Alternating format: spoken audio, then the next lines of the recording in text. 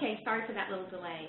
We just wanted to make sure we had the recording set up to record this session in case people want to dial in and listen to it at a future time. We will have a dedicated Q&A period at the end, but our staff here may relay appropriate questions to speakers if timely as we are presenting the session itself. And as I mentioned, the presentation will be recorded, and we will post the presentation on the California Healthcare Foundation website probably tomorrow.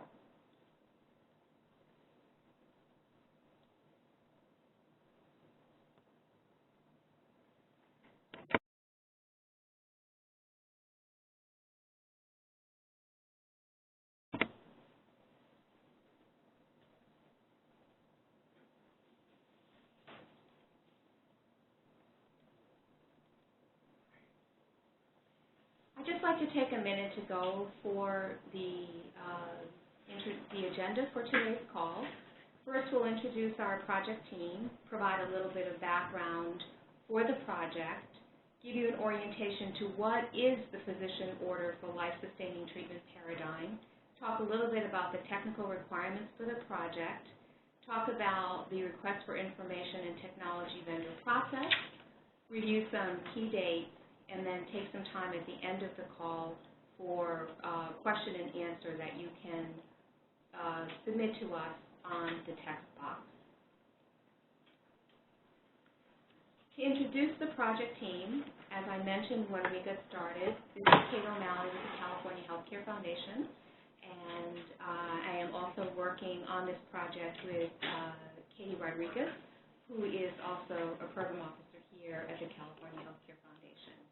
We are assisted and supported in this effort by the Coalition for Compassionate Care of California. This organization has been a statewide leader in helping provide compassionate care for people with advanced illness and at end of life in the state for many years. And you'll be hearing from Judy Thomas, who is the executive director of that organization, as part of this presentation.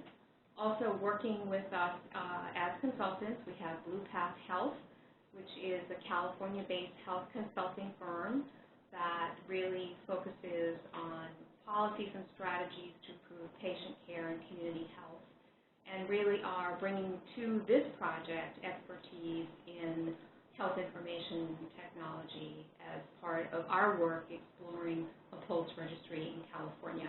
We'll also be hearing from Timmy Leslie, the CEO of Blue Path Health, during this presentation today.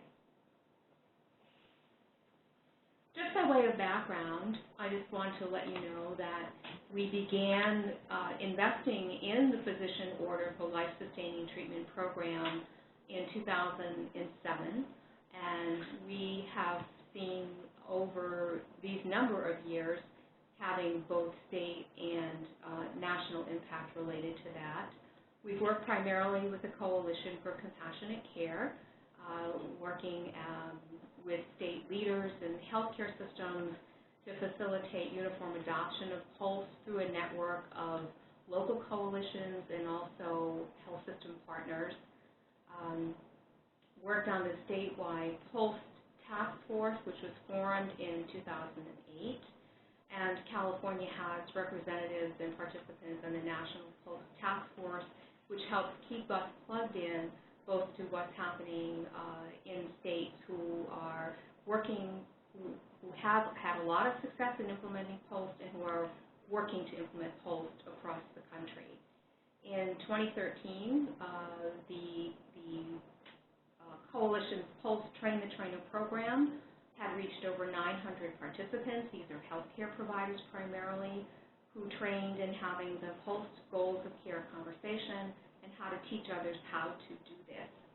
Also looking for our impact in the state, we did a survey in 2012 looking at acute care hospitals and nursing homes and realizing that we have a very substantial penetration in healthcare services, healthcare systems in the state of California, within hospitals and within nursing homes.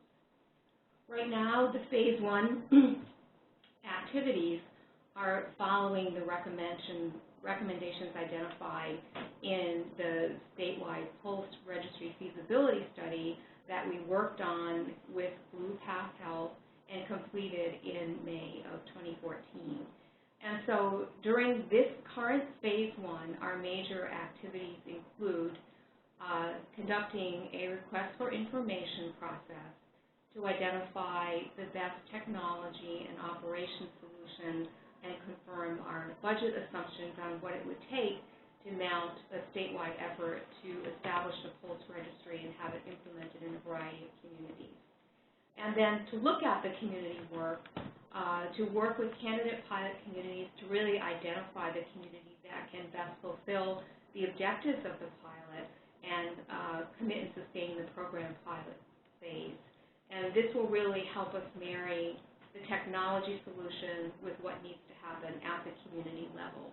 And then also engaging our California state leadership in finding ways for the state to be an active player and participant if the pilot phase were to be successful to ensure sustainability in the state. And then the phase 1 work will really inform the next steps, including initiation of a pilot testing phase. So as we have identified in the request for information, it's important to realize that what we're looking for right now is a landscape within the state, both in the field of technology and in community readiness, to really take on the rather large undertaking of looking at establishing a POLST registry in the state of California. So that's what we're about here. I want to turn the attention over, or the comments over, to Judy Thomas, who is the Executive Director of the Coalition for Compassionate Care of California, just to continue to provide additional background on why this is important for Californians.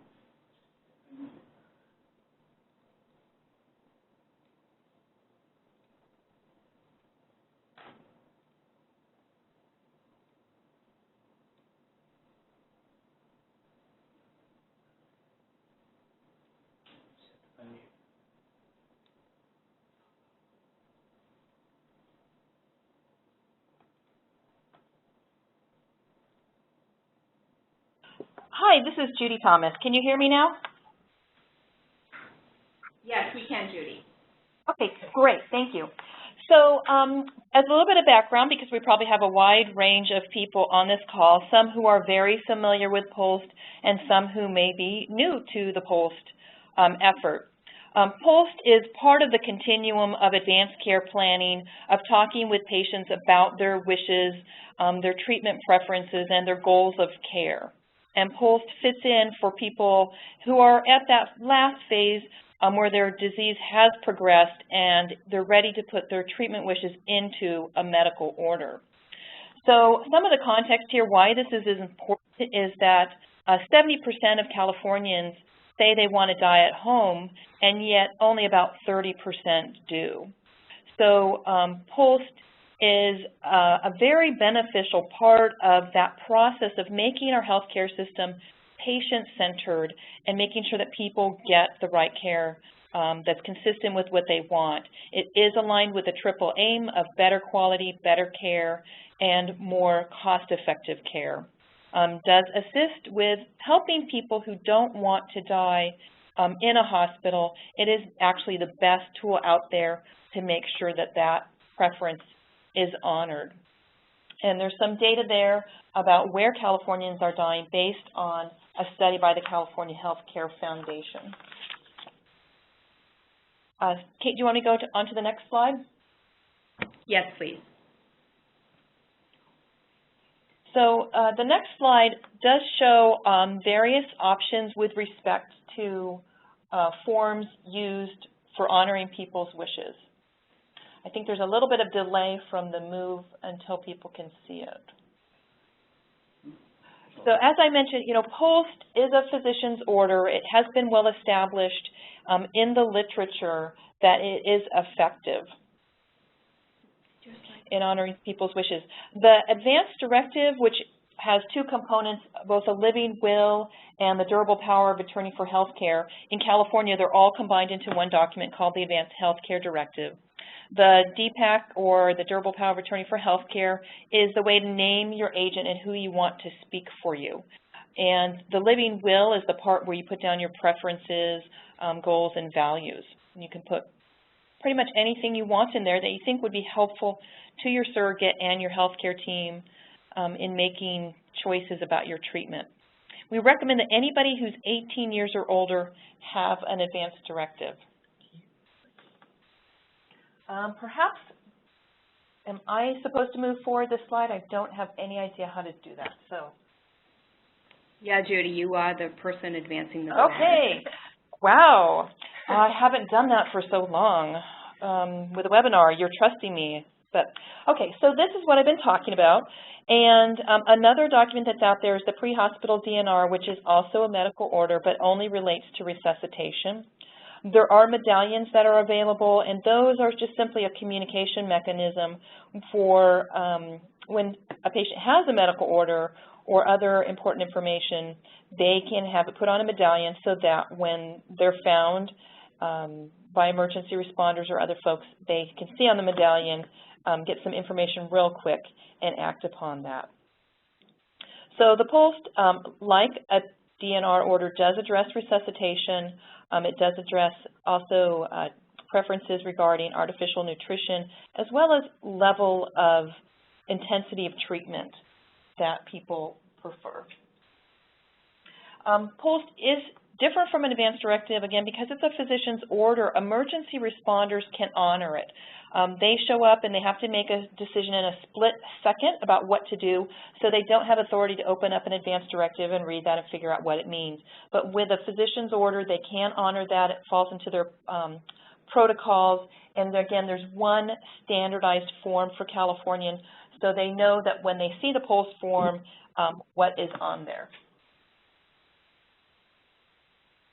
This is a copy of the POLST form for those who haven't seen it. We do recommend that it be printed on pink cardstock and that it travel with the patient. So right now the system really is a paper system. We want to add the electronic aspect to it to help facilitate that communication of information. On the front side is everything you need to know to determine if the form is valid, the patient name, the signature of the patient or their surrogate, and the signature of the physician. And you can see the treatment choices are there in section A, B, and C. So Kate, do I pass this back to you or pass it on to Timmy? Pass it on to Timmy. Thank you, Judy.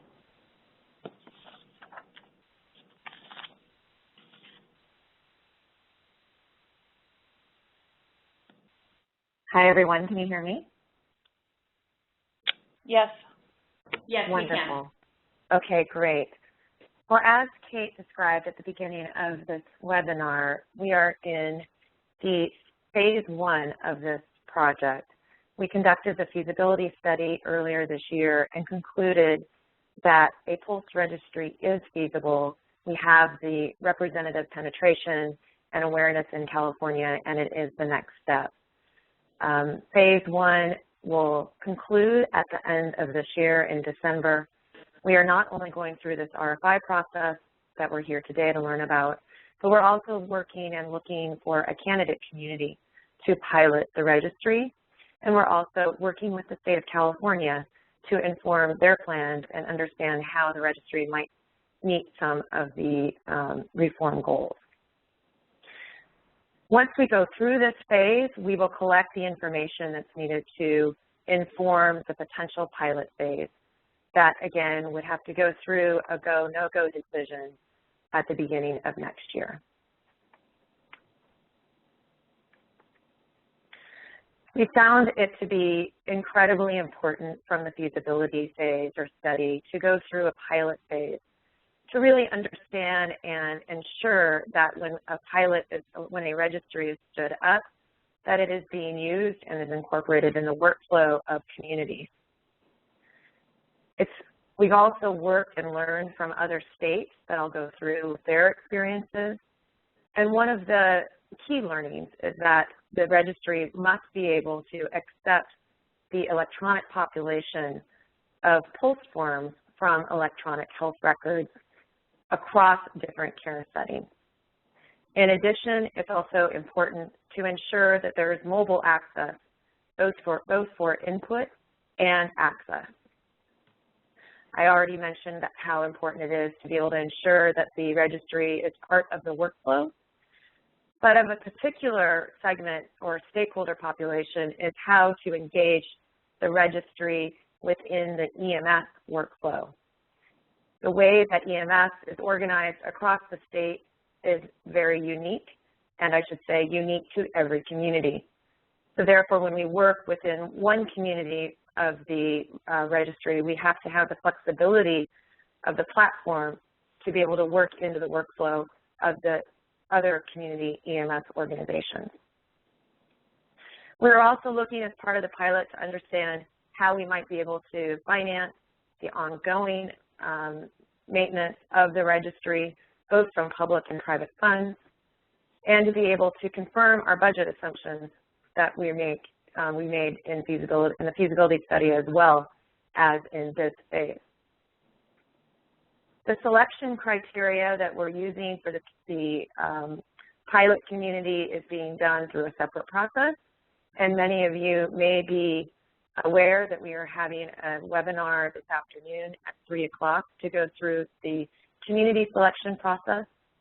So we thought it's important to brief you that the community that we're looking for brings along with it a commitment from its providers and its other stakeholders and partners in the geographic area, that they have an active coalition that is working with their stakeholders on how best to incorporate the POLST form in their community, that they have a representative demographic that has a population size that we can readily test the technology, that those that have both acute as well as outpatient care have the ability to integrate with the registry during the pilot and will have the ability to prioritize that integration with their EHR, and that we have a named champion with accountability to be able to provide the leadership for the program. The next slide just goes through what we have profiled as an ideal POLST community. This community is representative of several different counties, cities, conglomerate of counties and cities across the state. We do expect to have multiple medical groups or IPAs, acute hospitals, skilled nursing facilities, and hospice involved in the program, including EMS, as we mentioned before. That may include fire, 911 responders, and ambulance or medical transport. And to highlight that during the feasibility study, we heard a great interest from community-based payers or Medicaid managed care plans who are looking to be part of this program going forward, as it will be a great benefit to its members. Now, as I mentioned, California is not alone. There are several registries that are either in mature, I would say a few registries that are in the mature state across the country, several that are in the beginning or planning stage. We looked at a handful, and as you can see, we mapped which of those registries are seeing really terrific adoption and use and integration into the workflow of the stakeholders, and those that really aspire to include more advanced technology with the build-out of their registry, yet they're still in the beginning stages of adoption. And the focus that we looked at was on both Oregon and New York. And you can look at the feasibility study that is posted online to be able to get an understanding of their experiences. And you can see that we are really targeting the California registry to be the best of all worlds, where we want to be able to engage more advanced technology as part of the registry, as well as ensure adoption across the state.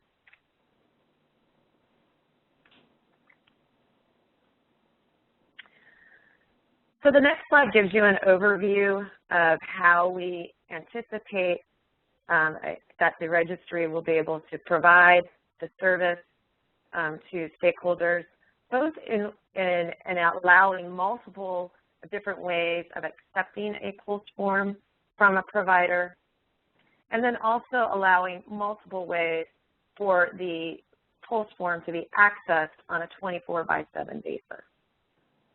Using Oregon as an example, they have a 24/7 call center that allows both an input of a call and a fax back to the provider to be able to have a copy of that form. They are just now moving into EHR integration, as well as having the ability to access the registry through the internet. We are looking and using New York as a model to be able to add mobile access as well. And in the middle, there are several different layers of administration that we expect the repository to include. The ability to authenticate users, manage access to the POLST registry based on that authentication, ensuring patient matching, and ensuring that the right POLST form and the most up-to-date POLST form is available to the member or the patient or the provider. And finally, but I don't want to miss this, that it's going to be also important for the registry to be linked up with other registries in the state, to be able to allow that ability to be able to share the information for better population health and public health and other research.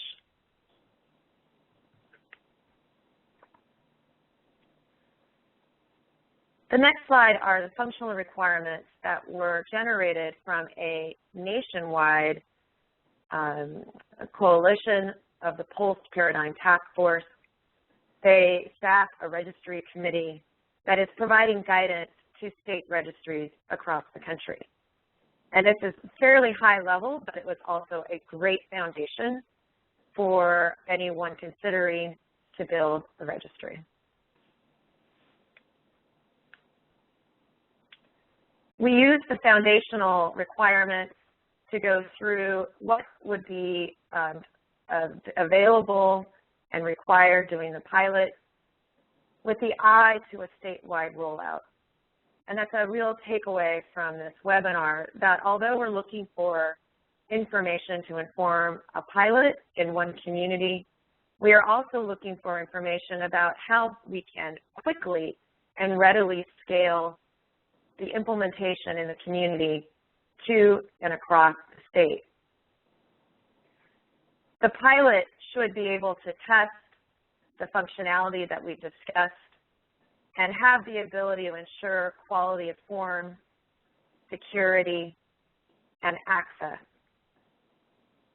But in addition, the pilot should be able to quickly adapt and adopt to new volumes that may be community by community in a staged rollout, or it may also have to support a flip the switch. And to give you an example, in Oregon, they started with a pilot that they anticipated to be 12 to 18 months. A law was passed within 6 months, and it became available statewide in a 6-month time frame.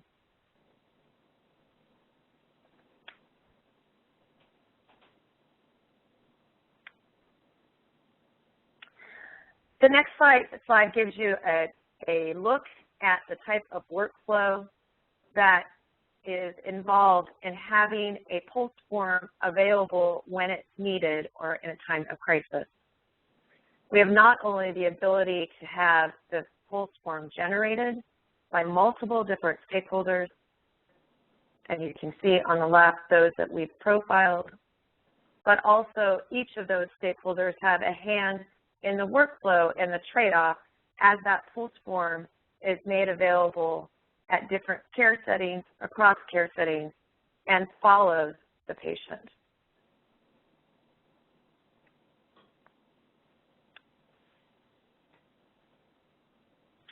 These estimated volumes were included in the RFI, but I think it's incredibly important to understand that we are looking at POLST forms that are generated towards, as Judy explained, towards the end of life.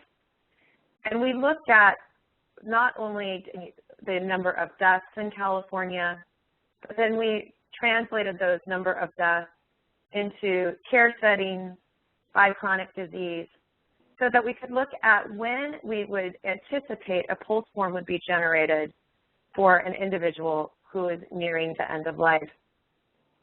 We're also looking at the number of times that a POLST form is updated.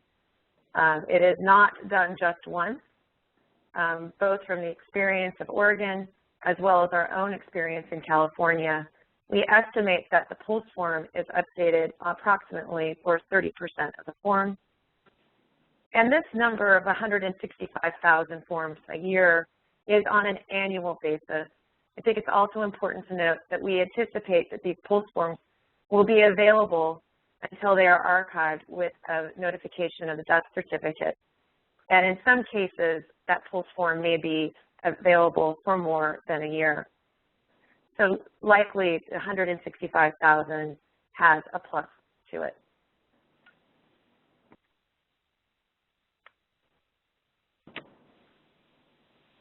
So I think we're right on time here. I want to end with the RFI timeline. We have the request of information was released publicly through the California Healthcare Foundation website last week. We are here today with our informational interview, and we are expecting and anticipating additional questions that we would like to have turned in by Friday, and we will do our best to have those questions and answers posted no later than October 22nd, and we are asking for RFIs to be due no later than October 31st, and those are due back to the California Healthcare Foundation, and the information is included in the RFI.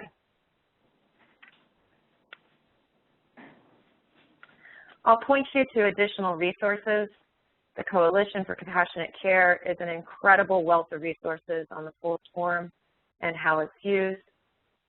Of course, the California Healthcare Foundation, if you just Google or search for POLST on their website, you'll see years of studies as well as information that will inform your response. We've also referenced the death and dying survey that was done in 2012. And we also have a link to the POLST form that was just updated, as Judy said, on October 1st of this year. We will also be active in updating the landing page for the RFI with additional resources, including the feasibility study that we referenced and this deck that we have here, and the questions and answers as we're able to address them.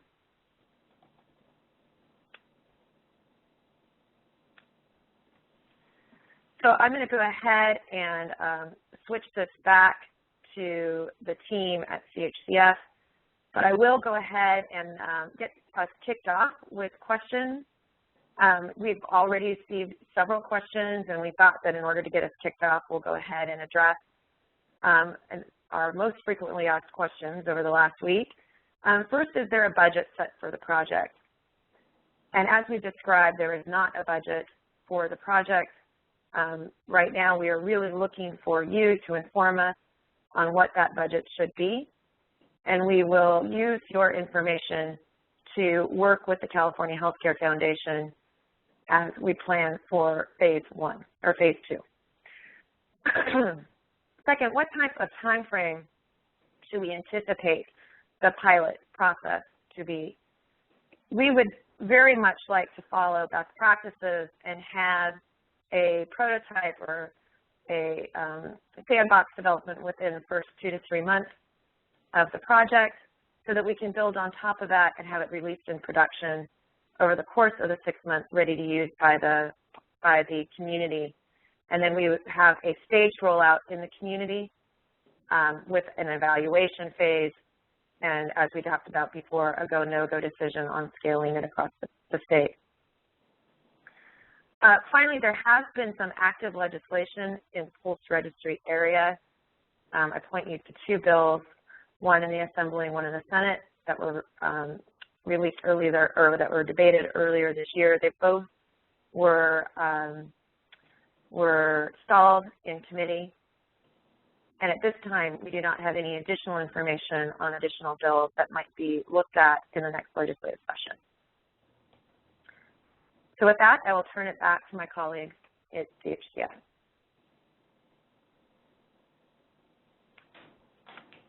Thanks very much, Timmy. This is Kate O'Malley. We did get a couple of queries about the availability of the slides, and we will post them on the CHCF website tomorrow, and we will send out a notice to everyone who registered that the slides are available. We also have a recording of this presentation, and we will send out a link to the recording also to everyone who registered for the session. And those were our two questions.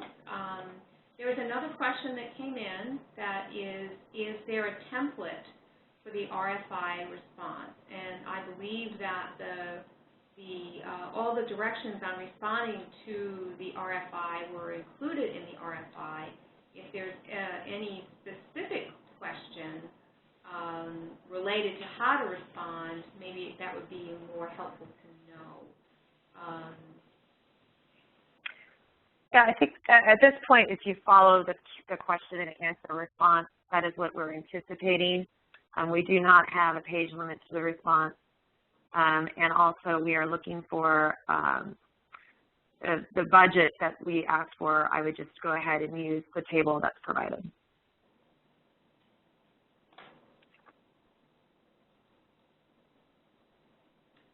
Yes, so I believe have a few questions from Nasrullah Patel. So may I ask, the line's on mute, so please type your question in, and then we will read it and share the response with the group.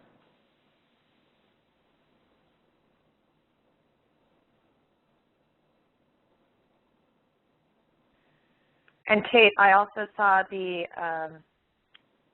there was a question about the information for the 3 o'clock webinar, and that is available on the California Healthcare Foundation website. Just like we did today, you need to register, and then the information will be sent out for the call. Yes, that's right. And I think there was also a question about looking for a mobile application. So do you want a native mobile application for iOS and Android? Or just looking only for a responsive web application? The answer is yes. Huh? The answer is yes. The answer is yes.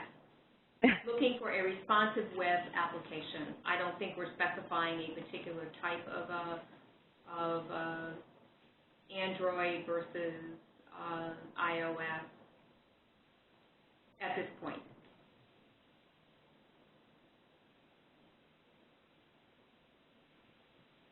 No, when we look at the types of mobile devices that are being used in nursing homes and in hospitals, they vary. They're using both. Okay. Will the submission be kept confidential, or will they be part of the public record? The Foundation generally views these submissions as individual responses to an RFI, and we don't publicize them.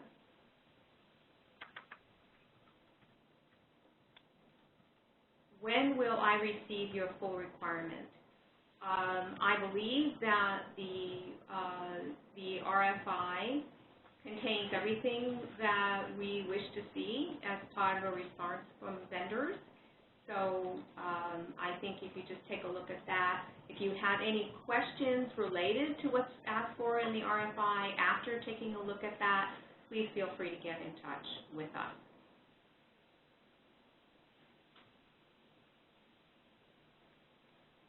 You can email your questions to Glenda, and her Yes. email is on the previous slide. Please Yes. do so by Friday.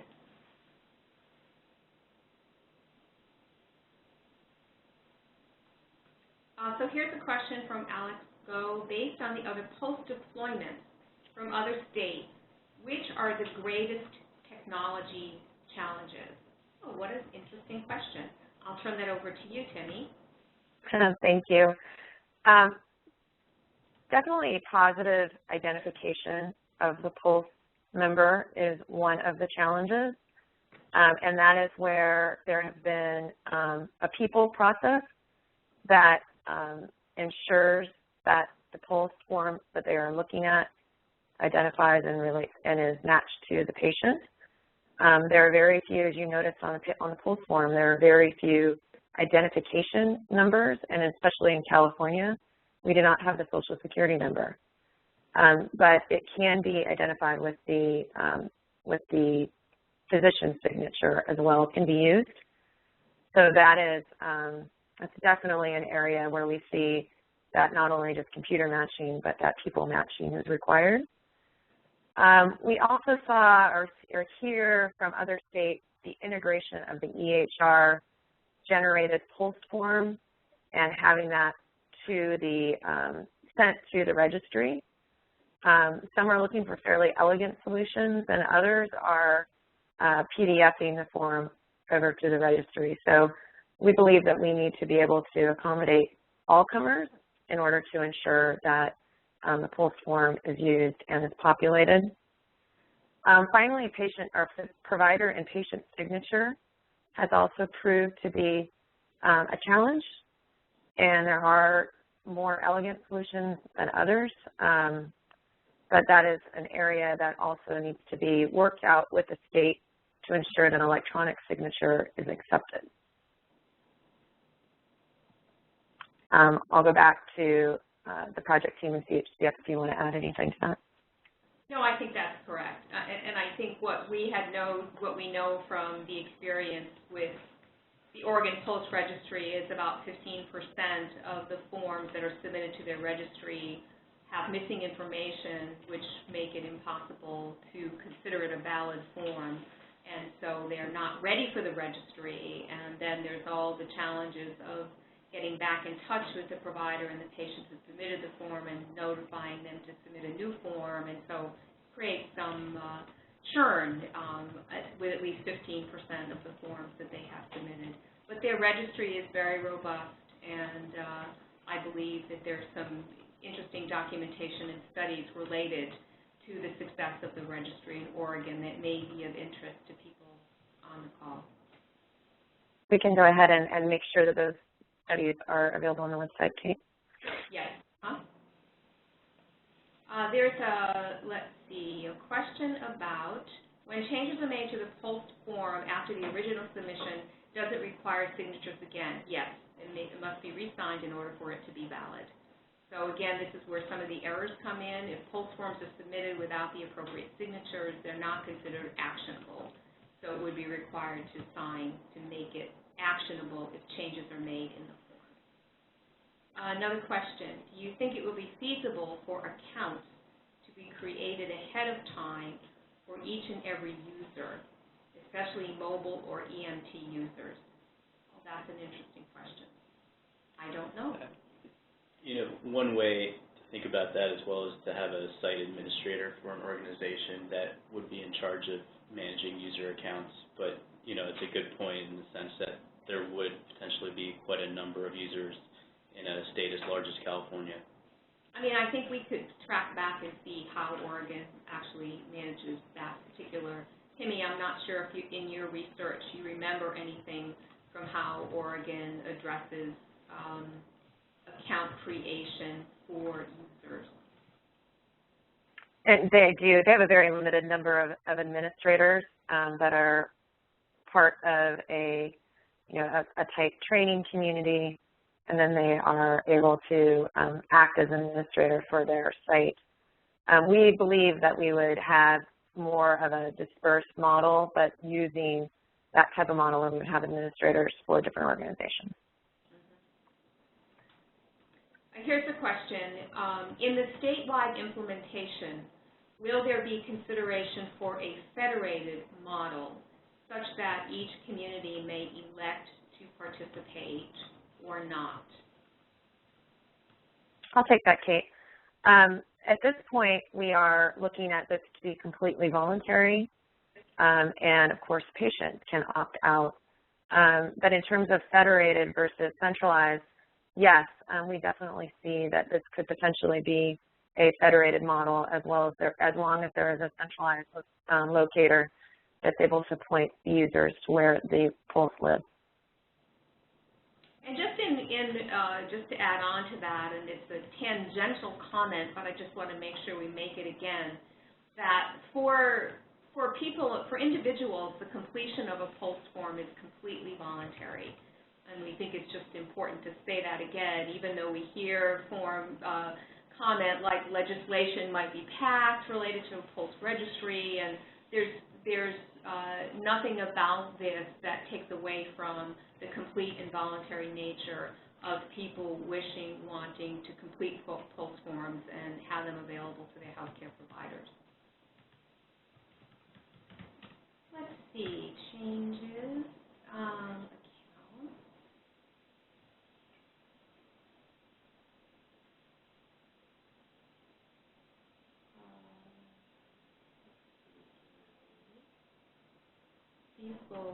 The question related to accounts being created ahead of time for each and every user was modified by the person who submitted it, saying the reason he asked is because it's intractable to do that. If it's intractable to do that, you may need to identify proofing that EMTs can go through in order to gain access to the system.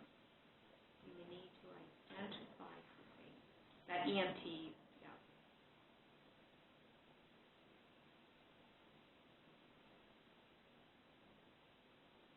Any comment on that? No, I think that that's why we want to do a pilot. Yeah. And a lot of these things we'll learn more about, I think, as we go through the piloting, certainly the piloting phase in California. Yeah, and we do know that, as I said earlier, that EMT organizations really differ across the state considerably. So it's definitely a challenge. Question, will the vendor be required to market POLST throughout the state? That is, bring visibility to the public. I would say that the Coalition for Compassionate Care has done a very capable and able job raising that issue throughout the state. That's not an additional requirement that we would have the vendor be engaged in. That would be my response. It would not be a primary responsibility of the vendor. Kate, if I can add to that, I would go even further, and I would say it is definitely not the responsibility of the vendor. It is the responsibility of the vendor to work with the statewide effort, which is led through the California Coalition for Compassionate Care, through the statewide POLST task force, and through the local POLST efforts. So this is an unusual project. This is not just IT at all.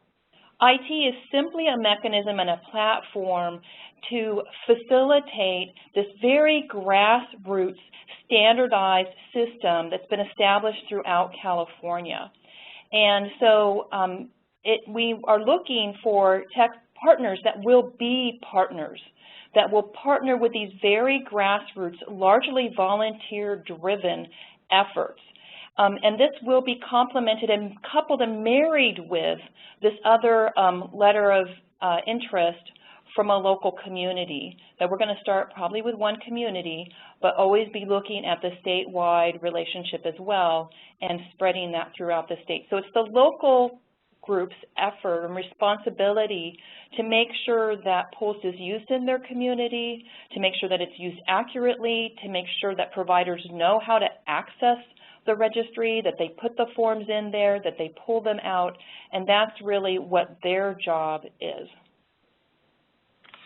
Thank you, Judy.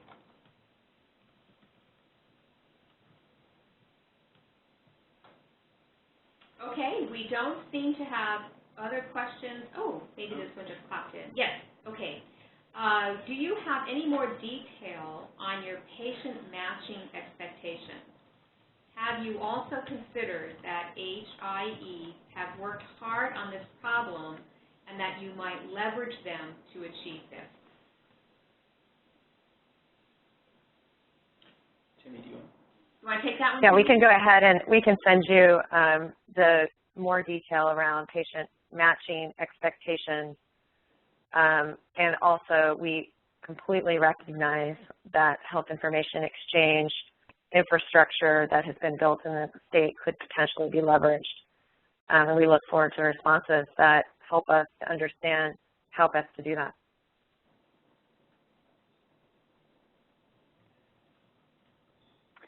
Kate, I see a couple of questions coming through the chat.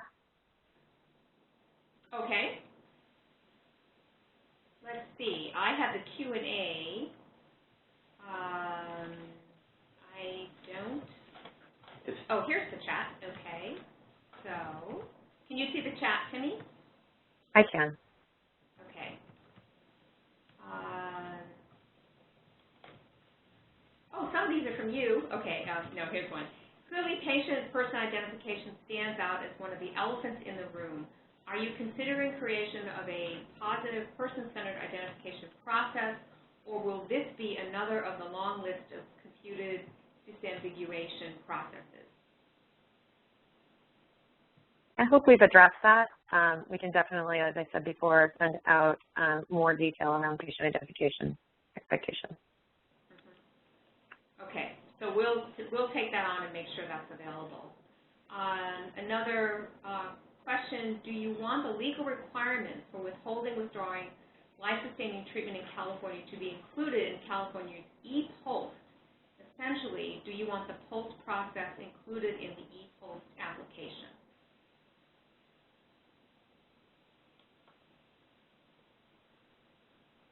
So do you want the legal requirements for withholding, withdrawing life-sustaining treatment in California to be included in California's ePOLST? Judy, I guess I would pass that one to you. Well, I'll start off. California does not have any special standards or that have to be met in order to withdraw or withhold treatment. We're different from some other states such as New York, that we just a patient can decide what their wishes are, their surrogate can make that decision, and it can be documented on a form. We would want ePOLST efforts. I think, Timmy, you could probably talk more about how we see ePOLST aspects of a registry, which is the online form completion. We are looking at that. I know the Coalition and the POLST Task Force is interested in online completion of the form and building in processes to help ensure the integrity of the form completion, to look at issues like capacity, the right signature, and some building in the quality checks and balances into an e-form completion process. But I don't, Timmy, you can elaborate on whether you see that as a key part. Yeah, there's very minimal. Yeah, no, I agree with you 100%, Judy, and I think there's very minimal rules that may need to be applied. If you check this box, then you cannot check that box, but it's very minimal. But yes, we would expect it to be a smart form.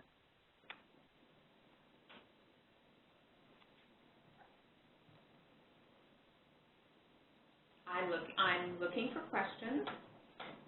So I think we cleared the chat. Timmy, did you see anything else in chat you wanted to address? No, I think that there's one more question in the question that came through at the very end. Okay. If financing for the statewide rollout is not yet certain, has financing for the pilot been earmarked? Well, that would be a foundation-directed question. I would say the decision that the foundation would make to finance the pilot will really be based on what we find out in this phase. So there's three things that would really influence the foundation's decision to allocate substantial resources to pilot testing. One of them would be the vendor. Do we have a sense that the vendor community that responds to this RFI has the technical capabilities to really pilot test a POLST registry?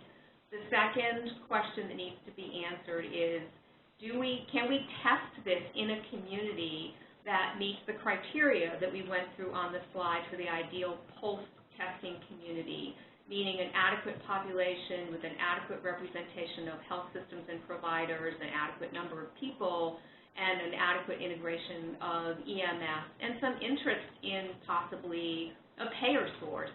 to continue with sustainability after a pilot phase. And then the third is really from the state level leadership. One of the things that we learned in the feasibility study was how important it was to have state engagement and buy-in in this particular process. So the third thing we'll be exploring is the state level leadership and interest in looking at the value of a POLST registry and helping sustain that over a period of time. So in this phase process through the end of December, if we can come up with enough green lights in these three areas, then we would consider bringing something to the Foundation's board early next year to support a pilot test of a POLST registry. But we would have to bring those proofs with us in order to help the board understand the value and the potential long-term sustainability of a project like this. So an initial pilot would be, quite a hefty financial undertaking if there was no long-term future or traction in California to keep it going. It might not be something that the board would be interested in supporting. So that's kind of a long-winded answer to your question. We do have an interest at the Foundation, but there are several key pieces of information we need to find out. That's what Phase 1 is about. Okay, one more question came in.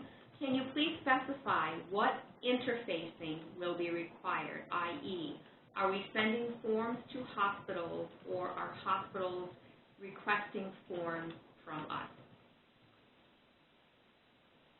I can take that. It's both.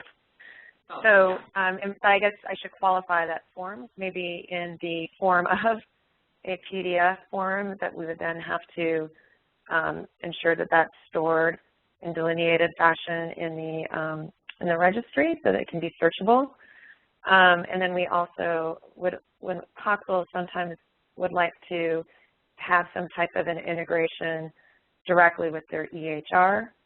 We've also seen other solutions where it links to an app that is the form, and then that app would then send us the information.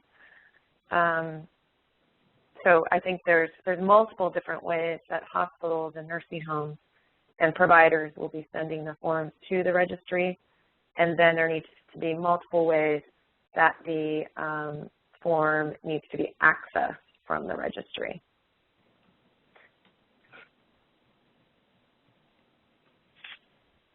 Okay. I think we are at 10:54. I don't see, whoops, I see one more popped in. Okay, question. Do you want faxed, scanned forms or PDF to be able to be parsed into the ePOLST system? Yes. Yes. The answer is yes. Yes. Okay, I think that is close on to the end of our time. I don't see anything else popping in, going, gone. People don't always email. Oops. I'm sorry, what did I miss? The last one, Were you hoping for automated validation of orders? Automated. I think. No, go ahead. Like go ahead, incompatible orders would automatically be flagged.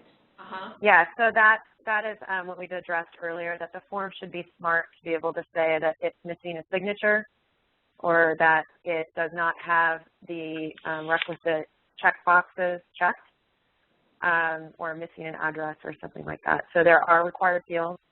Those need to be checked, and then that needs to have the rules applied to ensure that it's filled out correctly.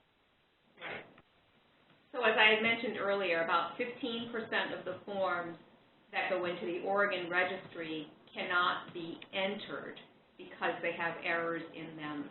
And so they are not considered actionable forms. And then there's a whole separate process of trying to go back and secure an actionable form.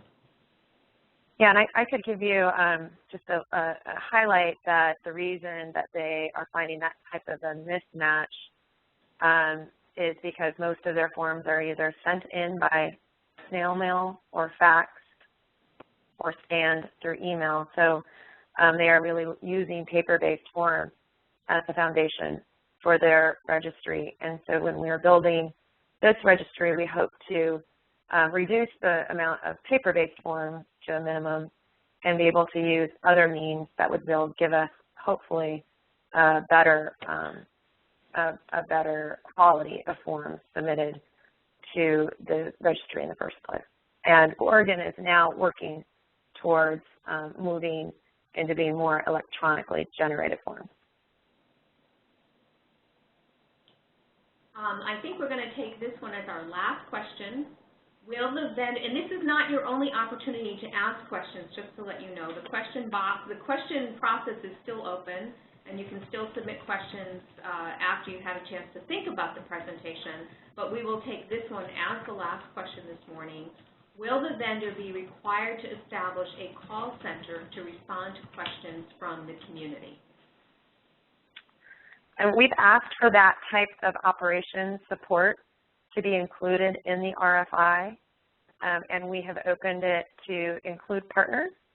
So if the vendor itself does not want to staff the call center or the processes and ops of the registry, we are looking for the responses to include a partner that may be able to do so.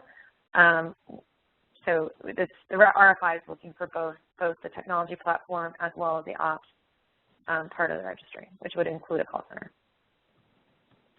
Okay, thank you. Thank you, Judy, and thank you, Timmy, and thank you to everyone who signed on today.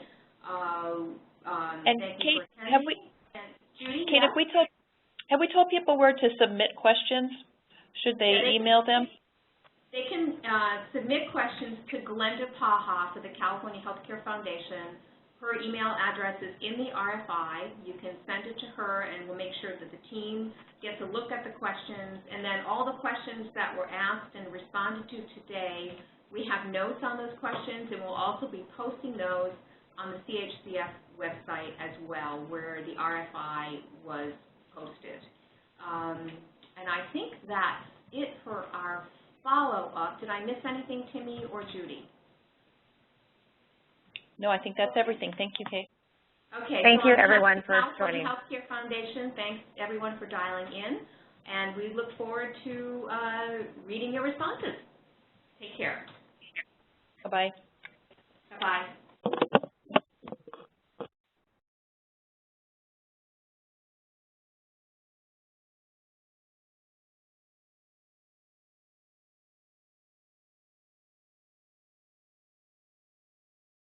So don't close.